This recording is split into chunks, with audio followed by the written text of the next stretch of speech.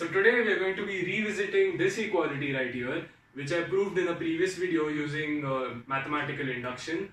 And in fact today also we are going to be using mathematical induction, but a slightly different trick. And this one is much shorter and much easier, and this was suggested to me by a Reddit user called Ted Rixer. You can see the name right here.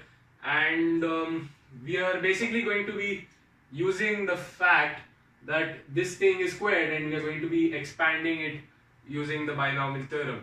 So let's get started. So first of all, we let p of n equal the sum as I goes from 1 to n of I, but without the square. So this thing is p squared, and we'll also let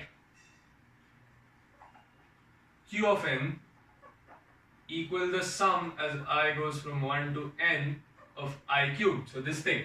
So what we want to prove is that p squared of n is equal to q squared of n. P squared of n equals q of n for all n being natural numbers. So this is what we want to prove, and once again we are going to be using mathematical induction. If you don't know what that is, you can watch my previous video. I have explained it in thorough detail over there. So let's get started with these few assumptions. So we are obviously going to be proving that p squared of 1 equals q squared of 1 first of all. So p squared of 1 is equal to the sum from I equals 1 to 1, because we just replace this n with 1, of I squared, which is just 1 squared, which is 1. And q of 1 is the sum as I goes from 1 to 1 of I cubed, which is 1 cubed, which is 1. So fairly simple and straightforward. P squared of 1 equals q squared of 1. So we are on the first step. Now let's assume that p squared of some natural number k is equal to q of k. So we are assuming that we are on some kth step. Now we want to prove that we can get to the k plus 1 step. Now we have to prove that p squared of k plus 1 is equal to q of k plus 1, given this assumption. So now what is q of k plus 1? Well, if you go back to the definition of q of k plus 1, q of k plus 1 will be the sum from I equals 1 to k plus 1 of I cubed. And because we want to write everything in terms of q of k and p squared of k, what we'll do is we'll separate out the k plus 1th term. So this is equal to the sum from I equals 1 to k of I cubed plus the k plus 1 term. So these are the first k terms, and for the k plus 1 term we'll write it separately. Okay, fair enough. So this is q of k, and we also assumed in the beginning that p squared of k is equal to q of k. So let's utilize that. So this is equal to p squared of k, and since this is equal to p squared of k, we can actually write it in a better way, and we know that the sum, so basically I'll write it this way: 1 plus 2 plus 3 plus dot dot dot till k, which is in fact a p of k, because this summation is in fact just this thing.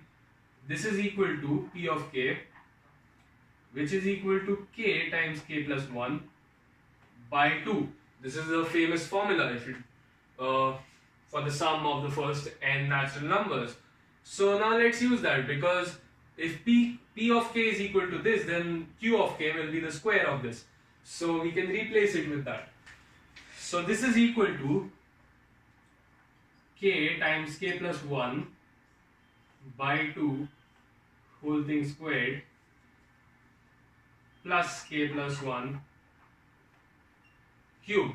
So now using this equation that we just got, we get that q of k plus 1 is equal to, now from here we can take k plus 1 whole squared outside.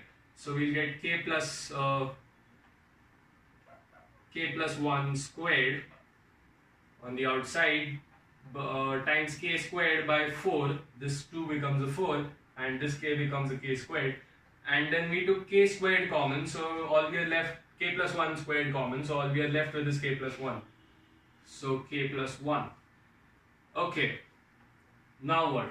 Now we can also write this in fact as k plus 1 squared times, now if you take the common denominator you get k squared plus 4k plus 4, entire thing by 4.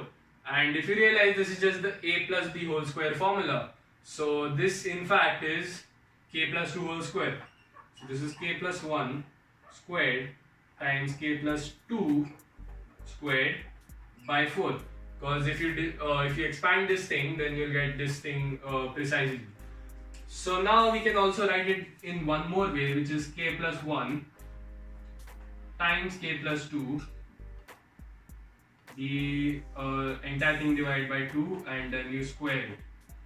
So it's equivalent to writing this. So now that we have this, now we'll keep this aside and we want to find what p squared of k is. So p squared of k plus 1, sorry. So p of k plus 1 is equal to the sum from I equals 1 to k plus 1 of I. And now this is the sum of the first k plus 1 natural numbers instead of the first k natural numbers. So we can apply the formula directly. So this is in fact k plus 1, the number of natural numbers which you are adding, times k plus 1 plus 1.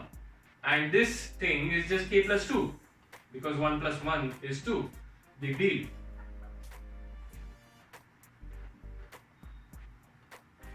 And divide by 2. So this is our p of k, and now it's p squared of k plus 1.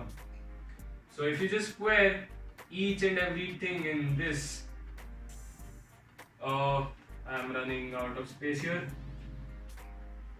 So in fact you get that p squared of k plus 1 is equal to this, and q of k plus 1 is equal to the same thing. So we just proved that p squared of k plus 1 equals q of k plus 1, which is precisely what we wanted to prove. So assuming that you are on the kth step, so assuming that p squared of k is equal to q of k, we just proved that we can get to the k plus 1 step, and hence p squared of k plus 1 is equal to q of k plus 1. And with that, the proof is over. Much shorter than last time.